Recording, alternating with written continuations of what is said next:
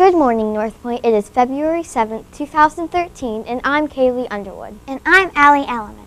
And Wake Up North Point starts right now. In school news, Governor Cup tryouts will be held on February 13th. That's next Wednesday from 5 to 8 p.m.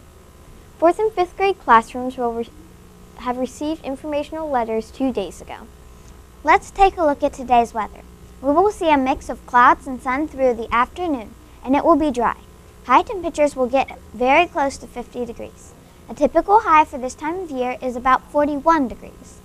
Clouds will thicken this evening, but the rain will stay away until midnight and after. Overnight temperatures will dip into the middle 30s, and a few snowflakes could mix in with the rain by daybreak. Now on to lunch. Lunch today will be chicken tenders, barbecue chicken, whipped potatoes, steamed broccoli, tossed salad, fresh vegetable medley, juicy orange wedges, applesauce, and hot rolls. Please stand by as we move over to Studio B for a weekly vision break and a word from our sponsor. Today we're going to work on focus shift. This activity helps you with activities such as copying from the board.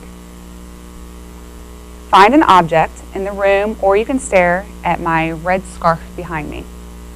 So you'll stare down and then behind you for 5, 4, 3, 2, 1, and back for 5, 4, 3, 2, 1, 5, 4, 3, 2, 1, 5, 4, 3, 2, 1. And you can do that several times throughout the day. Thank you.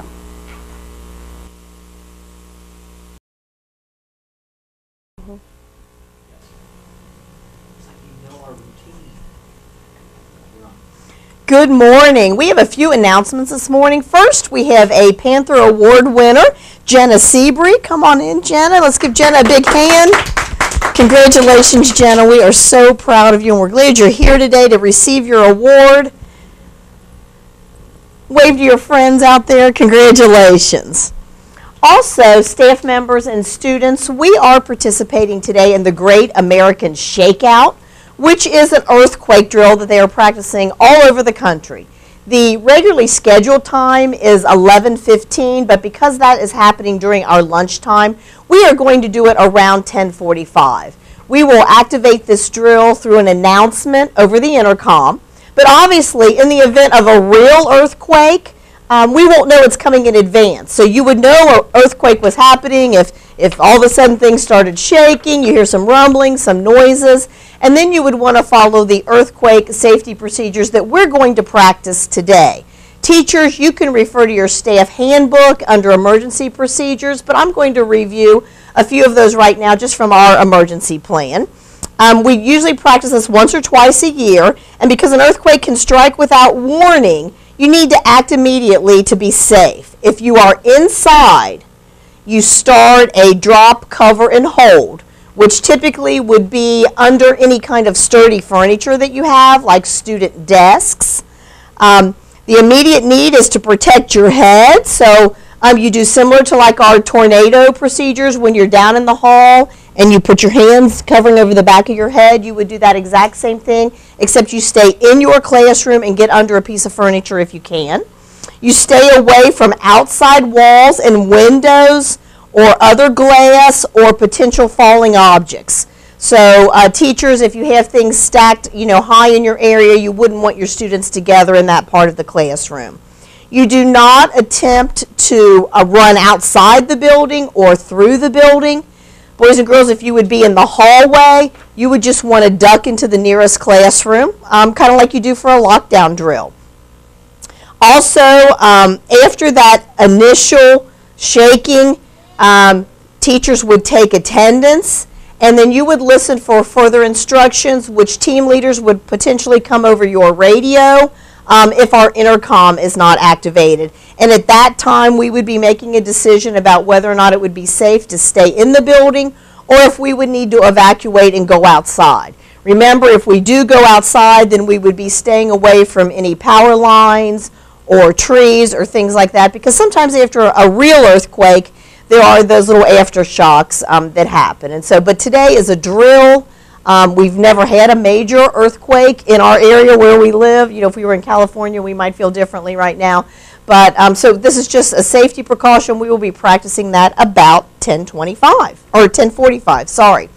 So at this time, would you please stand for the pledge?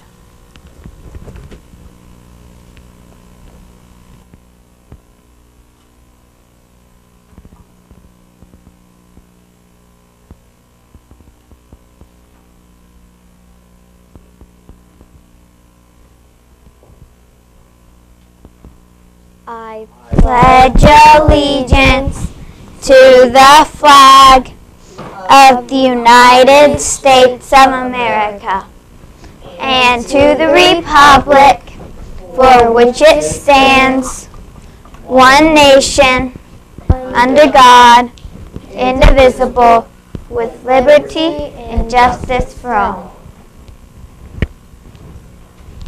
To start off headlines, we're talking about barcodes. With over 2 million visitors flocking in every year, Brazil's second largest city, Rio de Janeiro, is already the most popular tourist destination in the Southern Hemisphere.